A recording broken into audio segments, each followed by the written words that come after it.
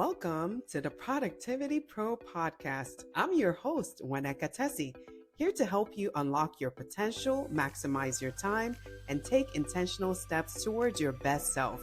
Whether you're a busy professional, an entrepreneur, or someone striving to achieve more balance and fulfillment, this podcast is your guide to actionable insights and inspiring conversations. New episode drops on the first and last Tuesdays of each month, so stay tuned and let's make productivity personal.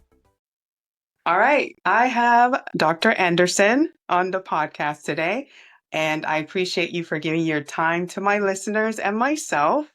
So I just wanted to start and just introduce yourself. Okay, yeah. So my name is Brittney Anderson. I am a board certified family medicine physician. I own a private practice in Alabama. So I see patients 5 days a week here. I'm very active in some patient advocacy things and physician advocacy things across the state. So I serve on a lot of medical boards within our state, but my true interest is in education and health education. So whether that's medical students or medical residents or my patients or just the general population, what I really love is teaching ways to be healthy to folks who are interested in learning that. And so I'm so thankful to you for inviting me to be on the podcast episode today. I'm sure we're going to have some good fun and talk about a lot of important things today. So thank you for having me. Definitely. So the first question I want to ask, because this is a productivity podcast, but a lot of people don't understand that health. I even talk about mental health, and it all feeds back to how well you are in that life of being productive, your career choices.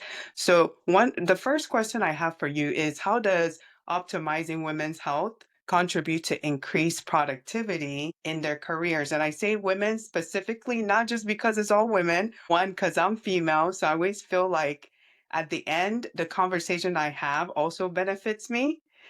So that's why, and you can talk about also male and female, but I just use that specifically to my gender. Absolutely. And I don't have any podcast that is specifically dedicated to women too. So you may hear me reverting back to talking just about women, but a lot of the things that we'll discuss today when we talk about productivity certainly relates to both. But in answering your question, when we think about optimizing our health or women's health to contribute to increased productivity. So I think optimizing our health is important to not only to be maximally productive, but just for our overall benefit, right? So when women are both physically and mentally well, we excel in everything, right? And so it's so important when we think about our energy levels. So having, our heightened energy levels. So making sure that we address medical issues that could cause us to be more fatigued or tired as we go through the day. So things like poor sleep or iron deficiency anemia, thyroid abnormalities, all these things that could make us more tired through the day and thus make us less productive. And so energy levels, a big one that I think about.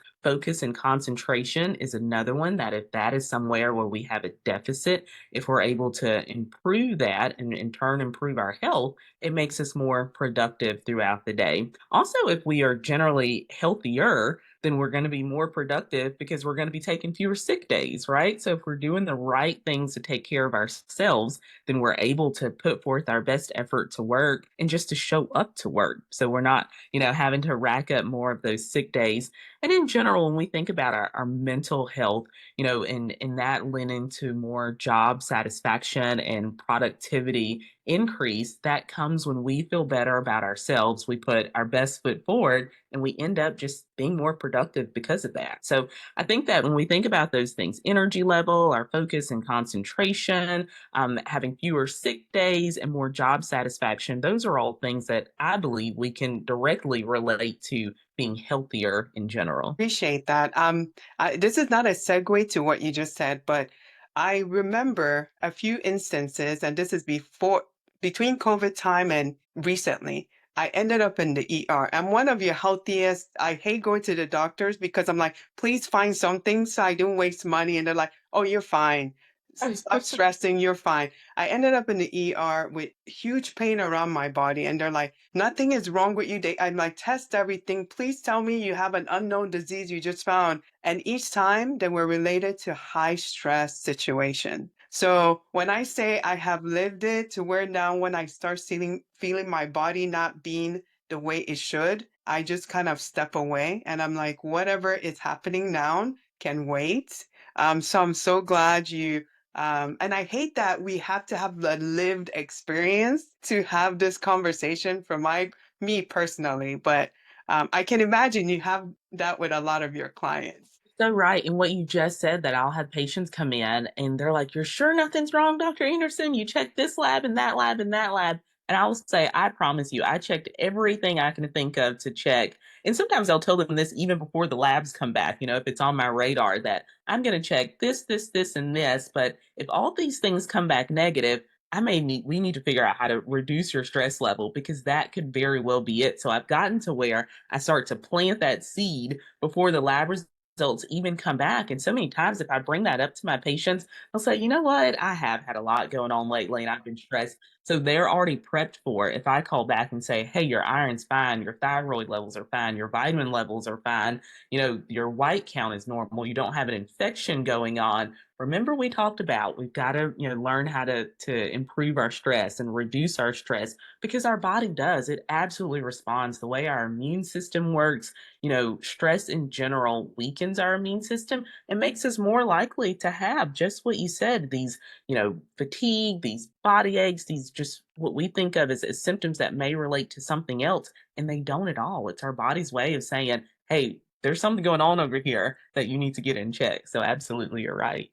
And now, when leading up to what you were saying, what are some of the common health issues that you have seen that negatively, specifically women, and what common ones have you seen that not only target them and then make their level of productivity in the workplace, in their small businesses go down tremendously? Yeah, so when we talk about women specifically, one of the first ones I think about is, the M word, as I call it in my clinic. So menopause and also that perimenopause state, right? So we think about hormone fluctuations, and that obviously specific to women when compared to men, and how much of a role that plays in our lives. So, whether it is around the time of your regular menstrual cycle, so even in women who are not perimenopausal, or around the time of menopause, we get those hormone fluctuations that not only, if you're in the midst of a menstrual cycle or you're not menopausal,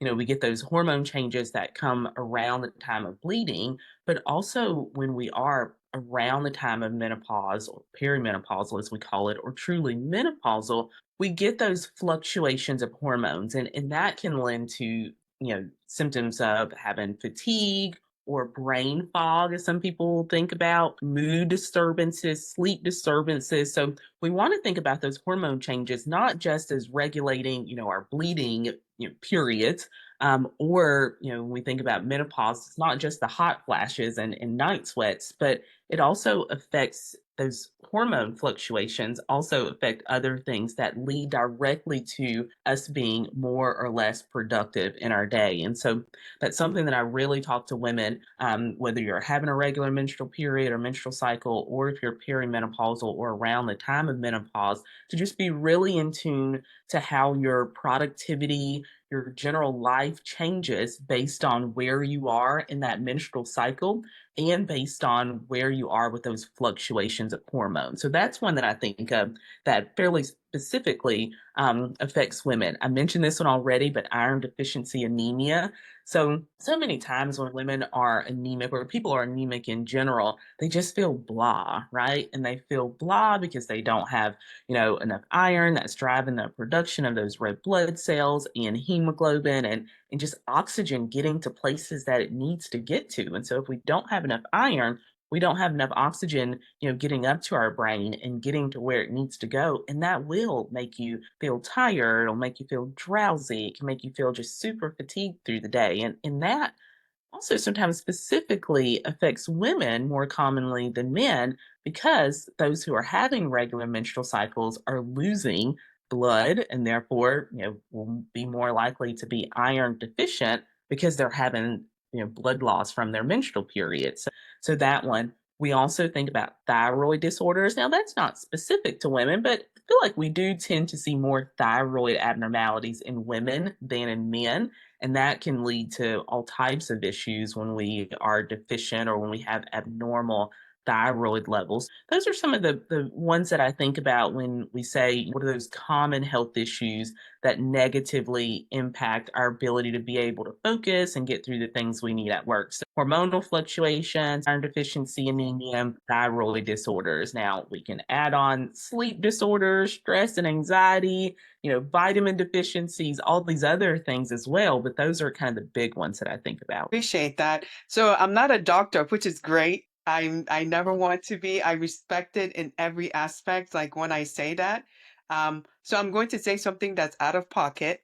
So when I'm on my menstrual cycle, okay, I have gotten a system in place. This is leading to the next question, where I do my bravest decisions the week before or that week, because I feel like that's when I go like my brain isn't thinking and I'm at my most bold to do the dumbest things, not in a bad way, but you're like, I'm dying. Your body always feels like you're dying. So I'm like, what's the point? I'm just gonna make this decision. Sure, let me get this house. Let me do that. I've figured out if I'm gonna suffer, let me at least benefit by making the hardest decisions at that moment. And then when it passes, I'm like, oh, sorry, I wasn't thinking. I had to do at the time I needed to do it. There you go.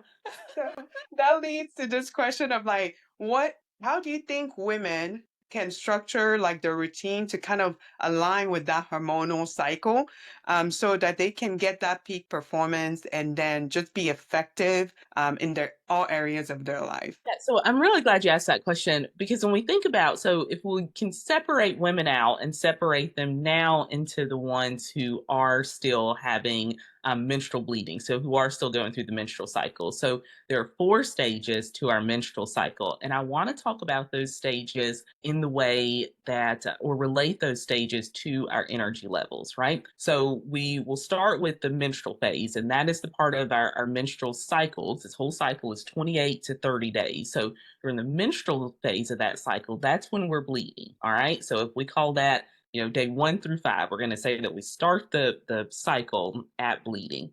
So then our energy level may be a little bit lower, right? So energy level may be a little bit lower. We're losing blood. Hormones are all over the place. We just feel a little bit blah. So at the time of your menstrual cycle, you can do what you do and say, hey, I'm just going to make decisions right here, right now, because why not? Like I'm bleeding like crazy. Let's just do what we have to do now. So, but what I would say would be maybe if we're going to plan out, our month based on our menstrual cycle, that if you know your energy is lower at the time of your menstrual periods and you're thinking out to what does my month look like, maybe put your less demanding things at those times, right? Now, not to say making decisions, because we both know as business owners, we all know that those things are going to come. Those decisions are going to come and you got to make them when they come. But if we were in a perfect world and planning out our month calendar and we were thinking about, needing to, plan a conference or plan something big, knowing that days 1 through 5, when we're at the menstrual phase of our menstrual cycle,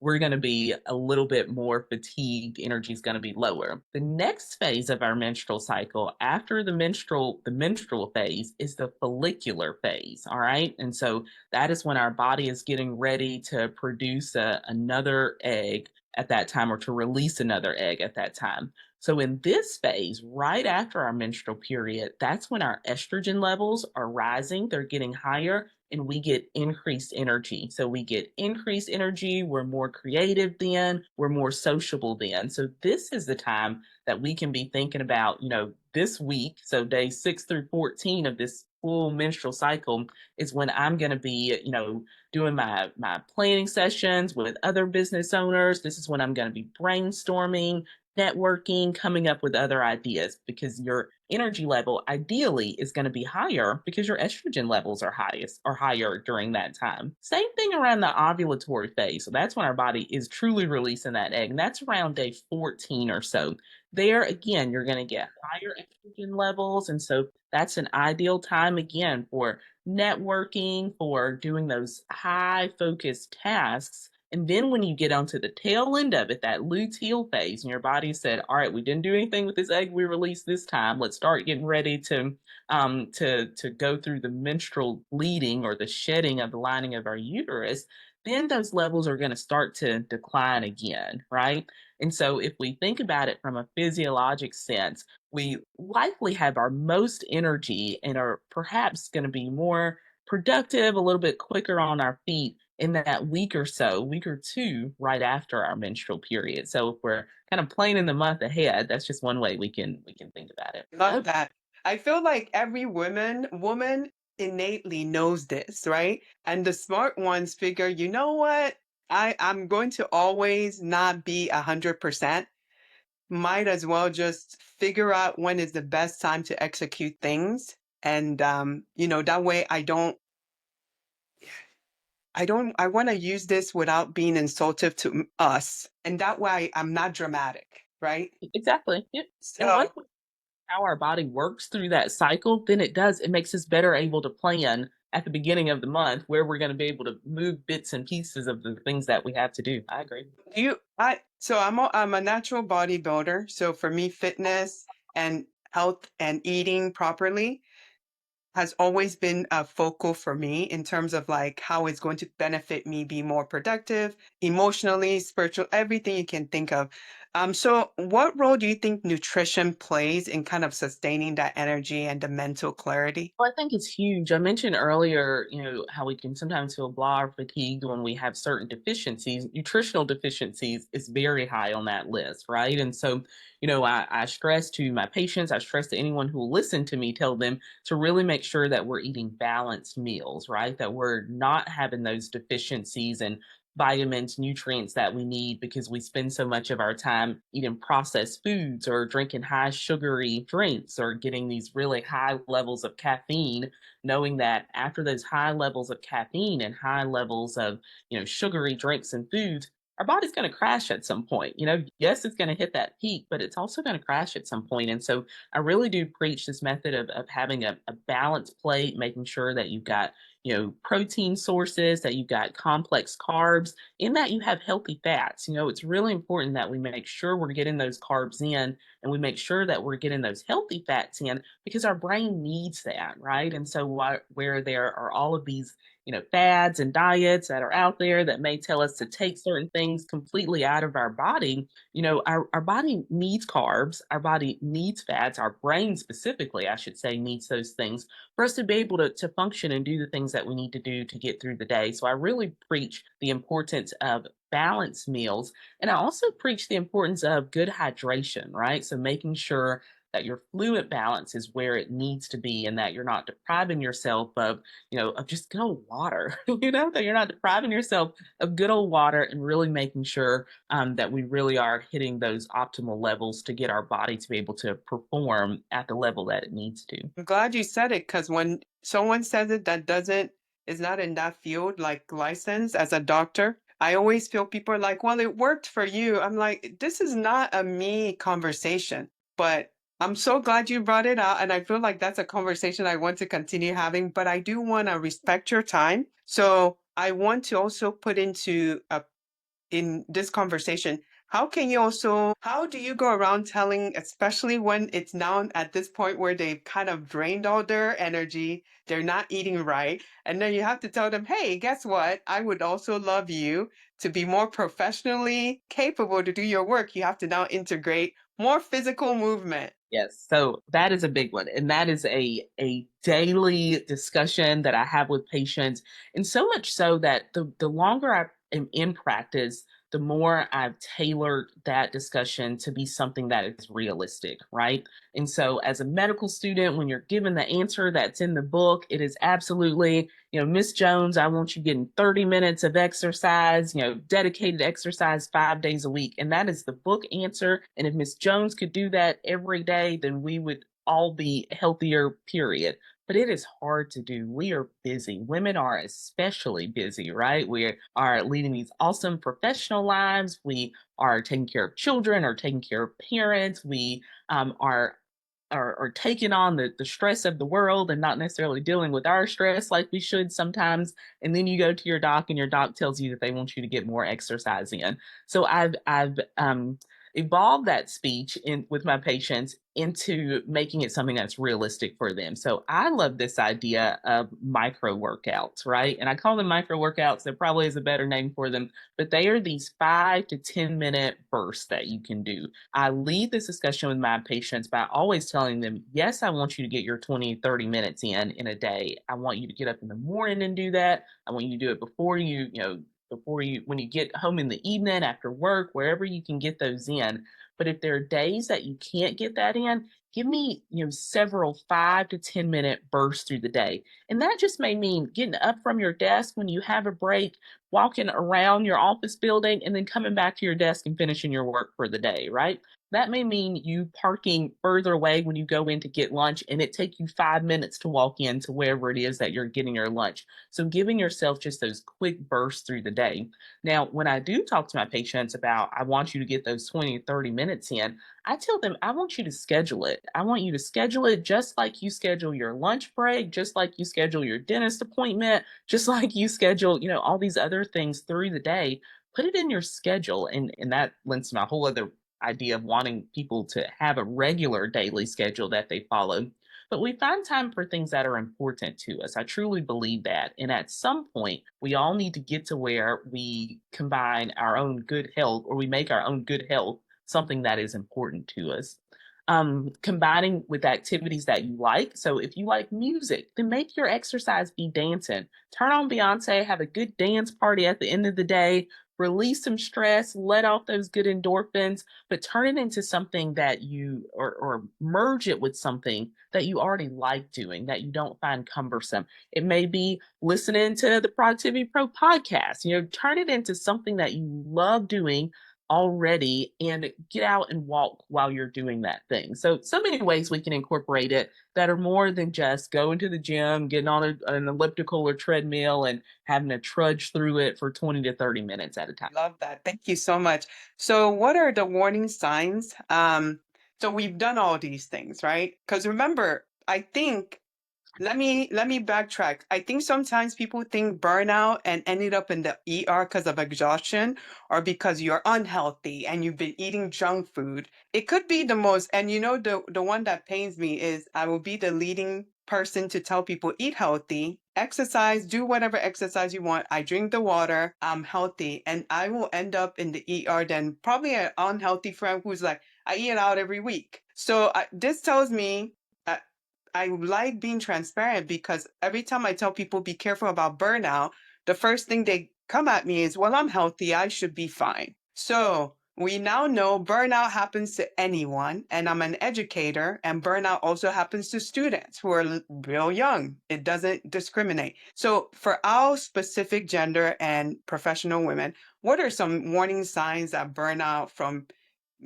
your medical perspective, like what do you see that you're like, oh, this person is about to hit there? And how can women proactively kind of like prevent it before they end up, in the ER? And I love that you give that personal experience, and I love that you made that analogy of being super healthy, but this is still something that happened to you and happens to so many people, right? And so when we think about burnout, I tell folks burnout is different from just being tired. It is a completely different category of fatigue, right? I think about it as, emotional, physical, and mental exhaustion. And it is from pushing ourselves to, and I say ourselves because I'm right there with you, pushing ourselves to a point that we just can't go anymore. The things that we once found pleasurable, we literally cannot do. And so I think it is important. I love that you asked the question about, well, what are some warning signs to let people know that they may be getting there? And one of them is persistent fatigue. So just this feeling of being drained and exhausted most of the time. And a caveat there is when people come in and I know they're super stressed and they tell me, Dr. Anderson, I'm just as tired when I wake up in the morning as I was when I went to bed at night. Once I ruled out they don't have sleep apnea, because that's the first thing that comes to my mind when I hear that, I think about burnout and I think about, have you just fully exhausted your body physically, emotionally, mentally. So, the chronic feeling of fatigue is one of them. When people get, cynical and find themselves detached from, I won't say detached from rap, but detached from things that they once found pleasurable. So, they're all the time negative. They're easily irritated and kind of get snappy and shorter with people. That's a sign that, hey, when those things that you used to love to do, you don't love to do them anymore, or people that you've always been able to kind of laugh and joke around with, and you turn the other way when you see those people come in, or you're short and snappy with them. Those are things that also, could be warning signs for burnout. When we are less efficient at our work, that's another thing, right? And that a lot of times goes with that feeling of being fatigued, but just generally when we're not as effective, or we are not hitting the milestones that we were previously hitting in our professional setting, is one to think of. There are some physical symptoms that we kind of hit on earlier that, I will think of when my patients come in. And so headaches is a big one. And that a lot of times relates to not getting the sleep that we need, or not fully being able to sleep. But headaches is a big one. Unexplained headaches, I should say, stomach problems or GI problems. And so these feelings of, having an upset stomach, or feeling a queasy stomach, or feeling nauseated, those kinds of things. Change in appetite is another big one. So whether that is folks who are eating all the time, quote unquote, stress eating, or folks who just don't have much of an appetite, all those things make me worry about burnout too. But the biggest one, I think, is withdrawal from social activities. When you would rather just go home and be by yourself at the end of doing the things that you are required to do. So at the end of work, or after church is over, you don't want to go socialize. You just want to go home and be by yourself. Those are things that I think, if we were to talk about warning signs for burnout, those are certainly on my list. I check all those marks. So many so many people do, and they try to push through it, and they try to push through it until, like you said earlier, your body just physically can't. And it is, we got to go somewhere and figure out what's going on here. Yeah. I like that so we talk about sleep, and I I I know that those are also one of the signs of like burnout, stress. There isn't like a perfect combination. You know how people are like, you can't sleep, listen to classical music, right? Now, I want to have this conversation saying, I can sleep. If I want to get rest, it's fine, right? But then I also know that what happens to me is I grind on things I want to do.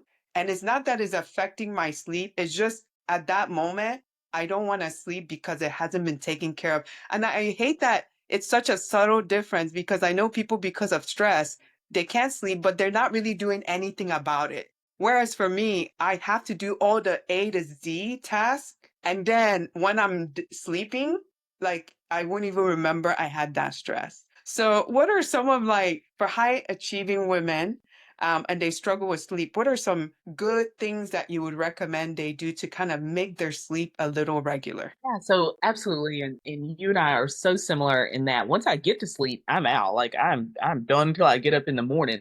The issue is turning my brain off so that I can go to sleep. And so there's several things that we think about. One that I have, in the last year, maybe 18 months, have started adopting, which is gold for me, and that is establishing a bedtime routine and letting myself wind down before I go to sleep. So I now, 30 minutes before it is time for me to go to sleep, I literally on my phone have a little reminder that comes on every night. 10 o'clock is my time because I want to be in the bed at 10:30. And at 10 o'clock, it sends an alert, a little pop-up comes, and it says, your bedtime is in 30 minutes, start winding down. And in that 30 minutes, I get myself ready. I get my shower done. I wash my face. I, listen to music. And then I just go sit with a notebook in front of me. And with that notebook in front of me, I plan out what I have for tomorrow. I plan out big things I need to happen that week. And I plan out big things for the month. And once you start doing it kind of regularly, it goes, I mean, I can do it in 3 minutes, right? Because what I've got to do tomorrow, will change every day, but those big things for the week are there. But for me, once I've written those things down and closed that notebook, I can shut it off because I've checked that off already, right? I've checked off that this is, and so instead of laying in bed thinking about, oh my gosh, tomorrow I need to do this, and this. I've already written it down. So I've already, let myself know, Brittany, this is what you've got to do tomorrow. You worry about it tomorrow. Okay. And so that's been big for me. And what that also does for me, remember I said I do that on a notebook. So a piece of paper with a pen, because when that alarm goes off at 10 o'clock, I turn my TV off. I put my phone on do not disturb. So the only ringer that comes through is my mama, my grandmother, and my after hours clinic line, right? So if a patient were to call with an emergency after hours, those are the only numbers that can get through. And my sisters, everyone else knows if you need to get me and my phone's on do not disturb, you better call mom or grandma and tell them to call me because their calls are the only ones that are going to get through. But say that to say, having shut those things off takes away that blue light and that screen time 30 minutes before it's time for me to go to bed, because that is just going to keep me revved up. So when I'm doing my planning for the next day, I'm doing it in a notepad with a pen paper beside me. And what I also have found, and the longer I get into it, the less I have to do it. But that same notepad, I put at my bedside table. That way, if I get to laying down and something is still just working in my mind and I'm thinking about it and thinking about it, then I wake up or I sit up, turn the bedside light on, and I jot that thing down. And then I roll back over and try to go back to sleep. And so, what I've done then, instead of letting it continue to run through my mind, I put it on paper. And once I put it on paper, that makes it a problem for another time, not something that I have to think about for so long in hopes that I'll remember to do something about it tomorrow.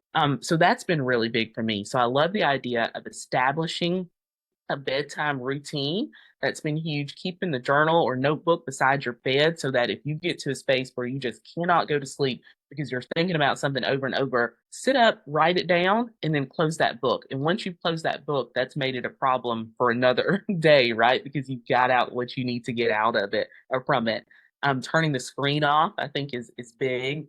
And then also, I tell my patients all the time, I say the bed is for sleep and sex, all right? And so there should be nothing else. You should not be listening to music in the bed. You shouldn't be listening to podcasts in the bed. You shouldn't be watching TV in the bed. You shouldn't be eating breakfast in bed. You want to condition your brain that when you get in the bed, it's time to go to sleep, right? And so I don't need you having your best thoughts while you're laying in bed before you go to sleep. Have those best thoughts sitting at your desk in your office at home, right?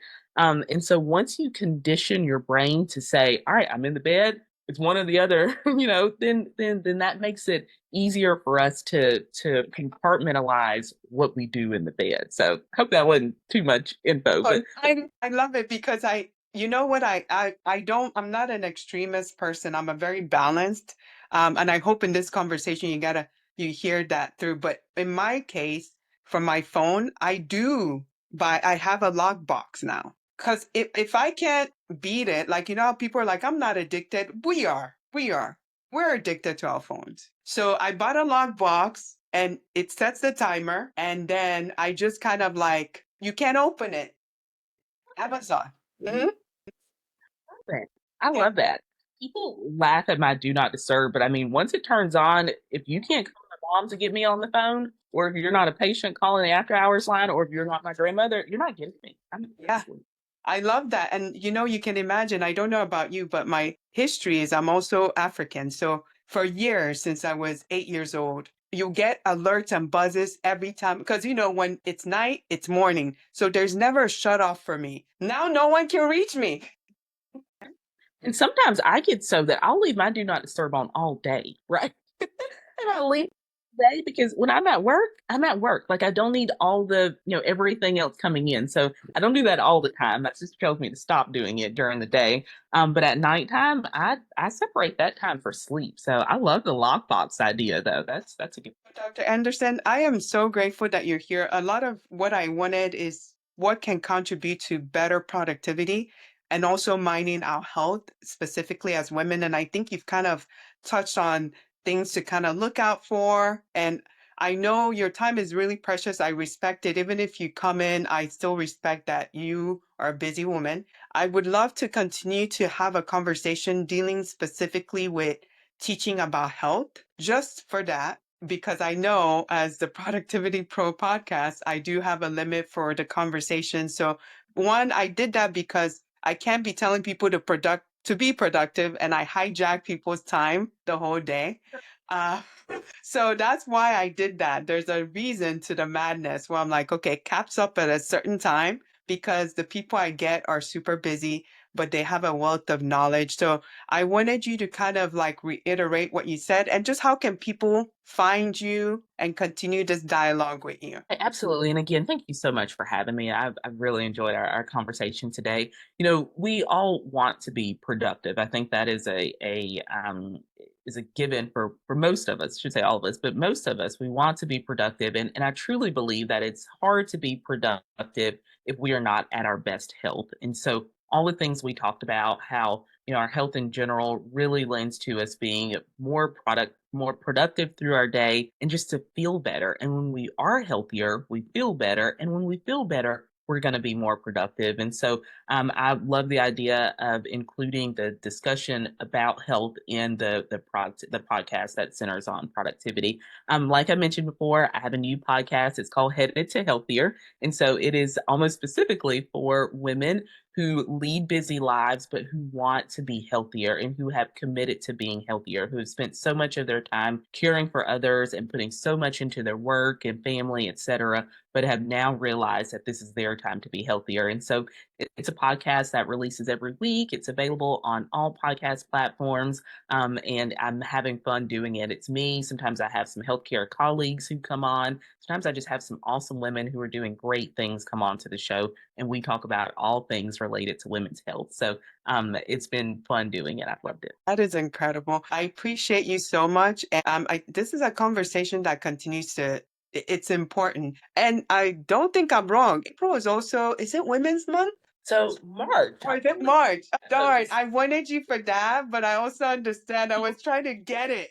I could be completely wrong. There's a new month for everything, I feel like. No, I'm going to still say it is because who's gonna stop me? So Women's Month every month. So I am so honored. Actually, I looked it up. It's actually May, it looks like. So we're a little early then. There we go. Yeah, and you have to understand, I almost said Happy Mother's Day to some of my friends who are mothers, but remember, some countries start early and then US starts later. So either way, it's happening and we're just on time. So I appreciate you. And I'll definitely check out that podcast because I'm a huge, not only do I like to support, but I like to advocate for women's issues. So I'm going to go on there and also put it on the show notes. Great. Thank you so much. I appreciate that. You're welcome. Have a great day, Dr. Anderson. You too. Bye-bye. Bye.